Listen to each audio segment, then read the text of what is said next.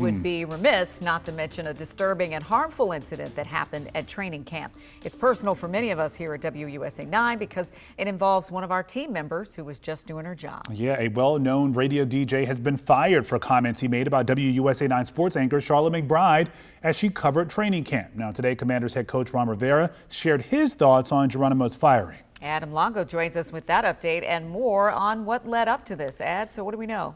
So the Commanders leadership team, including Ron Rivera, they are all making it clear they are not pleased about these harmful and disparaging remarks that were made. Well, I just appreciate, that we're sticking to the things that we talked about that we would do. And for the most part, we made the statement about it, and I think the statement holds true to how I feel. And the team took quick action here. Don Geronimo has also put out a brief statement. And before we get to that, though, here's what led up to his being fired. Big 100 Radio's parent company, iHeartMedia, confirms the host was booted for his on-air remarks that he and his producer made during their live broadcast at Commanders training camp last Thursday. Those comments were directed at our WUSA9 colleague, sports anchor Sharla McBride, who was there to cover training camp and do interviews with players and staff. Listen for yourself. Hey, look, Barbie's here. Hi, Barbie girl. Hi there. I'm guessing she's a cheerleader. There's that chick that you thought said tight. Yeah, I screamed tight when she was by. I think she's a sportscaster at Channel 9. Yeah. Or Channel 7. Yeah, she's familiar. I thought she was a cheerleader.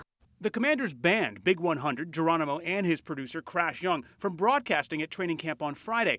Then a Commanders spokesperson told WUSA9 in part, quote, "We work hard to ensure that everyone feels safe and respected in our workplace."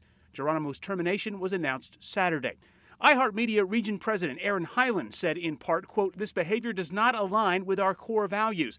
Now to last night, when Geronimo posted on Twitter, he said, quote, "At this time, I will not be providing comment on the events of the last few days. I'm consulting with my advisors as to my options moving forward, including an accurate reflection of the situation," end quote.